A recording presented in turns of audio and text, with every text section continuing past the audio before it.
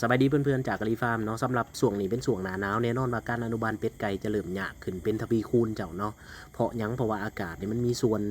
มันคล้ายๆคือกันกับอันนั้นเด็กน้อยเฮานี่แหละเจ้าเนาะที่เกิดใหม่การเบิ่งแยงรักษานี่สำคัญที่สุดต่อให้เฮาสิลงวัคซีนอีหยังก็สร้างเจ้าถ้าหากเขาเบิ่งแยงบ่ดีลูกเฮาก็อาจจะเป็นไข้เป็นหนาวได้เจ้าเนาะฉะนั้นเป็ดไก่ก็คล้ายๆคือกันกับลูกน้อยการอนุบาลนี่เป็นตัวตัดสินที่สุดเจ้าในการว่าเฮาสิได้กำไรหน่อยหรือได้กำไรหลายเพราะว่าบางคนเนี่ยอนุบาลเป็ดไก่